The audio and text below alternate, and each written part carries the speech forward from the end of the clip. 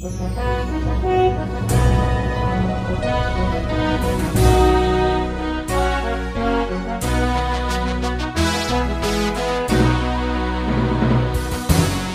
bagi saudara sekalian. Marilah kita siapkan hati dan pikiran kita untuk menyambut firman Tuhan. Kita berdoa. Kasih karunia dan damai sejahtera dari Allah Bapa kita dan anaknya Tuhan Yesus Kristus menyertai kamu. Amin. Saudara yang terkasih dalam nama Tuhan Yesus, firman Tuhan yang menjadi nas khotbah epistel Minggu ke-15 setelah Trinitatis tanggal 17 September tahun 2023. Diambil dari kitab Kejadian pasal yang ke-50 ayat 15 hingga ayat 21. Beginilah firman Tuhan. Ketika saudara-saudara Yusuf melihat bahwa ayah mereka telah mati, berkatalah mereka, "Boleh jadi Yusuf akan mendendam kita dan membalaskan sepenuhnya kepada kita segala kejahatan yang telah kita lakukan kepadanya." Sebab itu mereka menyuruh menyampaikan pesan ini kepada Yusuf. "Sebelum ayahmu mati, ia telah berpesan, beginilah harus kamu katakan kepada Yusuf, ampunilah kiranya kesalahan saudara-saudaramu dan dosa mereka, sebab mereka telah berbuat jahat kepadamu. Maka sekarang ampunilah kiranya kesalahan yang dibuat hamba-hamba Allah ayahmu." Lalu menangislah Yusuf ketika orang berkata demikian kepadanya. Juga saudara-saudaranya datang sendiri dan sujud di depannya serta berkata, "Kami datang untuk menjadi budakmu." Tetapi Yusuf berkata kepada mereka, "Janganlah takut, sebab aku inikah pengganti Allah? Memang kamu telah mereka-rekakan yang jahat terhadap aku, tetapi Allah telah mereka-rekakannya untuk kebaikan, dengan maksud melakukan seperti yang terjadi sekarang ini, yakni memelihara hidup suatu bangsa yang besar. Jadi janganlah takut, aku akan menanggung makanmu dan makan anak-anakmu juga." Demikianlah ia menghiburkan mereka dan menenangkan hati mereka dengan perkataannya. Demikian firman Tuhan. Saudara yang terkasih, Yusuf adalah anak Yakub, seorang tokoh yang dikenal oleh karena penyertaan Tuhan dalam hidupnya. Di samping ia adalah anak kesayangan Yakub, namun sejak masa kecilnya Tuhan telah memberikan hikmat kepada Yusuf, sehingga segala yang dikerjakan Yusuf mendatangkan sukacita bagi ayahnya Yakub. Namun berbeda dengan apa yang dirasakan oleh saudara-saudara Yusuf yang menaruh iri hati kepadanya dan benci kepada Yusuf. Akibatnya mereka bersekongkol untuk mencelakakan Yusuf. Mereka mencoba membunuhnya, namun gagal hingga akhirnya Yusuf mereka jual ke orang Midian. Lalu orang Midian menjual Yusuf kepada Potifar di Mesir. Di sana situasi kehidupan Yusuf pun berubah dari seorang budak menjadi orang kepercayaan Potifar. Namun hal itu tidak berlangsung lama. Situasi itu berubah menjadi bencana di saat istri Potifar menfitnah Yusuf, hingga akhirnya Yusuf dijebloskan ke dalam penjara. Sungguh situasi hidup Yusuf begitu tragis, di mana ia selalu mengalami berbagai pergumulan yang datang silih berganti. Tetapi sebagaimana Tuhan yang mempunyai rancangan yang terindah, pada akhirnya hal yang buruk itu berubah menjadi hal yang terindah di saat Yusuf mampu menafsirkan mimpi Firaun, dan akhirnya Yusuf diangkat menjadi orang nomor 2 di Mesir setelah Firaun. Saudara yang terkasih, demikian kisah hidup Yusuf yang diubahkan oleh Tuhan dari seorang yang hina menjadi seorang yang diagungkan. Sebagai seorang yang memiliki kuasa yang besar, disertai dengan hikmat yang Tuhan berikan kepadanya, Yusuf juga seorang yang berhati mulia, yang takut akan Tuhan, yang tidak pernah memendam kesalahan orang lain. Hal itu tampak dengan perlakuannya terhadap para saudaranya, Dan hingga pada akhirnya, hal itu membuat saudaranya menyesali segala perlakuan mereka terhadap Yusuf. Lalu setelah Yakub meninggal dunia, ada rasa khawatir di benak para saudaranya itu. Mereka takut jangan-jangan nanti, setelah sepeninggal Yakub, Yusuf akan membalaskan segala kejahatan yang pernah mereka lakukan kepadanya. Dugaan itu terungkap jelas dalam ayat yang ke-15. Dikatakan di sana, boleh jadi Yusuf akan mendendam kita dan membalaskan sepenuhnya kepada kita segala kejahatan yang telah kita lakukan kepadanya. Saudara yang terkasih, di sini kita dapat melihat bahwa sesungguhnya para saudara Yusuf mengakui bahwa mereka bersalah, dan rasa bersalah itu membuat mereka takut dan berpikiran jika suatu saat nanti Yusuf balas dendam kepada mereka. Dan untuk menghindari hal terburuk yang mereka pikirkan itu, maka dengan memberanikan diri, mereka mengutus utusannya untuk menemui Yusuf dan menyampaikan pesan yang dikatakan bahwa itu adalah pesan dari Yakub kepada Yusuf. Adapun isi pesan itu adalah suatu permohonan agar Yusuf mengampuni kesalahan para saudaranya. Ini adalah semacam antisipasi yang disampaikan oleh para saudara Yusuf kepada Yusuf. Namun di saat hal itu didengar oleh Yusuf, ia pun menangis. Dan saat itu juga mereka datang bersujud pada Yusuf dan menyatakan kesiapan mereka sebagai budaknya. Adapun perkataan budak di sini adalah suatu sikap yang benar-benar pasrah dengan keadaan apapun yang akan dilakukan Yusuf kepada mereka. Jemaat yang dikasihi Tuhan Yesus Kristus, kita dapat membayangkan situasi yang terjadi pada saat itu. Sungguh begitu mengharukan bagaimana para saudara Yusuf menunjukkan penyesalannya sungguhnya. Mereka begitu sangat takut dengan Yusuf, karena memang pada masa itu ada suatu kebiasaan di tengah masyarakat untuk membalaskan dendam kepada orang yang pernah berbuat jahat. Namun bagi Yusuf, kesempatan yang ada padanya ia pahami sebagai kesempatan untuk menaruh kasih Allah kepada para saudaranya.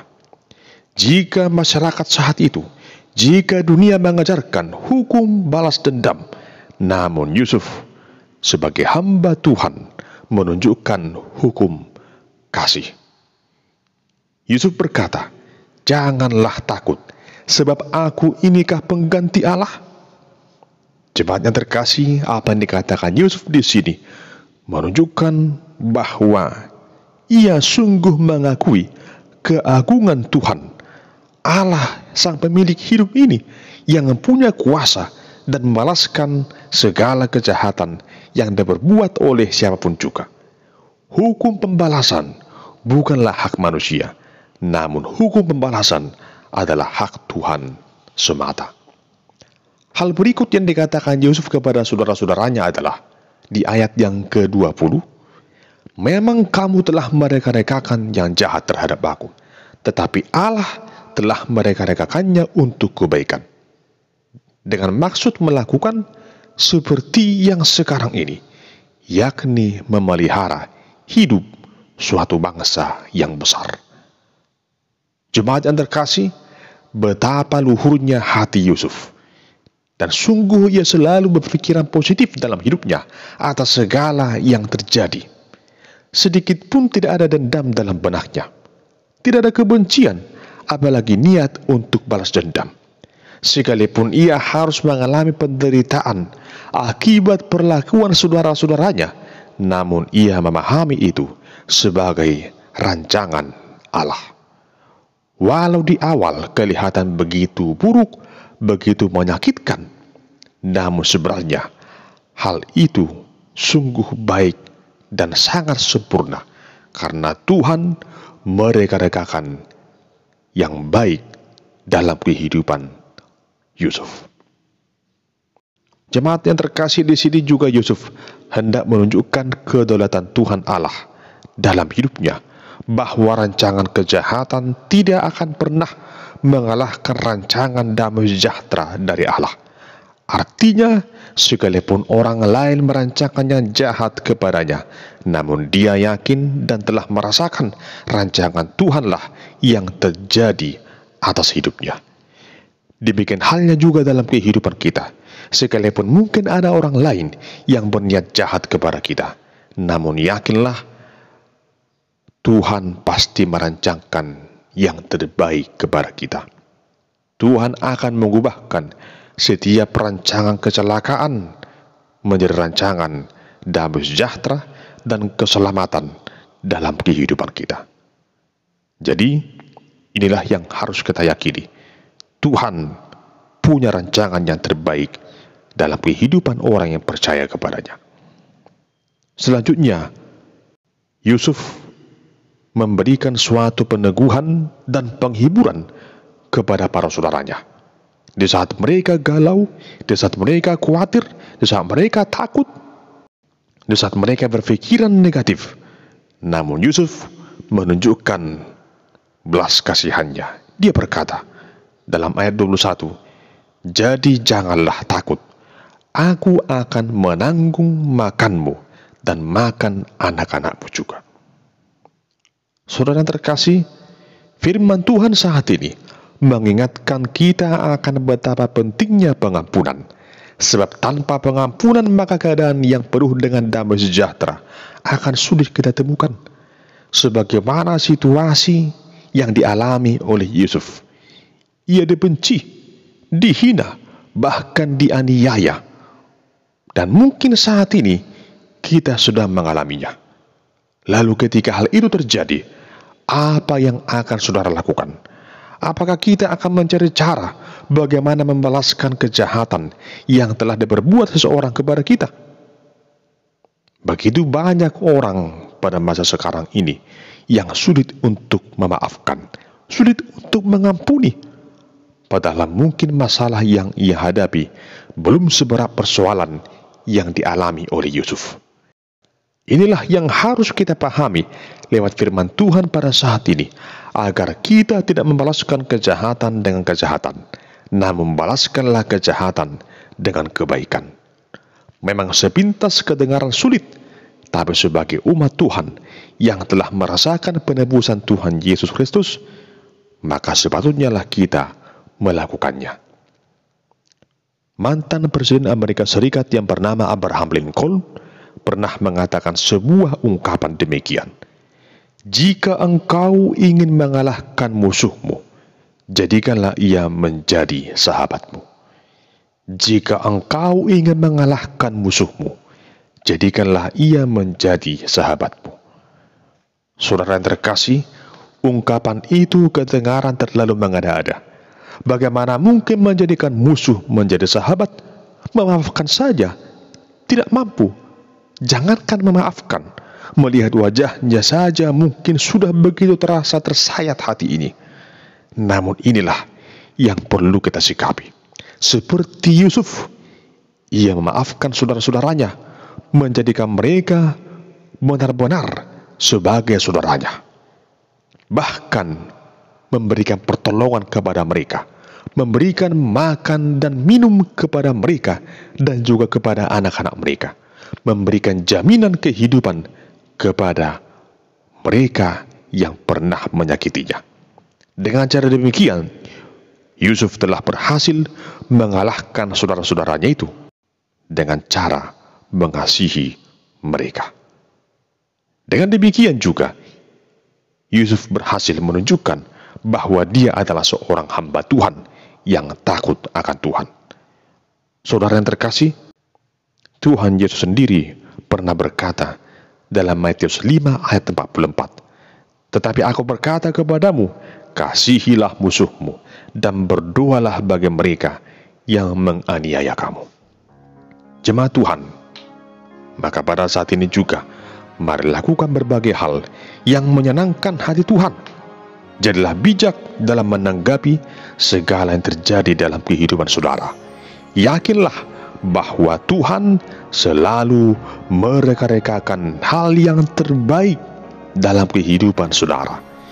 Tuhan pasti akan mengubah hal yang jahat menjadi hal yang baik bagimu. Tuhan pasti akan mengubah air mata menjadi mata air kehidupan bagi saudara. Tuhan juga akan mengangkat saudara lebih tinggi lagi dan menjadikan kehidupan saudara semakin diberkati di saat saudara membalaskan kejahatan dengan kebaikan, mengalahkan musuh dengan cara mengasihinya, menjadikannya sebagai sahabatmu. Untuk itu, jangan menghakimi, namun serahkanlah segala perkaramu kepada Tuhan, Sang Penguasa hidup ini. Jadilah seperti Yusuf, dengan menjadi saluran berkat bagi semua orang, memberikan semangat, memberikan kekuatan, sehingga semua orang akan semakin bersuka cita, semakin terberkati, bahkan semakin mengenal dan percaya bahwa Tuhanlah Allah, Sang Pemelihara hidup ini yang layak untuk disembah. Amin. Kita berdoa. Ya Tuhan Allah yang Maha Kuasa, tuntun dan kuasailah hidup kami seperti hamba-Mu Yusuf, agar kami sungguh mampu memaafkan, mengampuni kesalahan orang lain yang terjadi dalam kehidupan kami. Dalam kuasa-Mu saja kami sungguh meyakini hal itu akan dapat kami lakukan. Dalam nama Tuhan Yesus Kristus. Amin.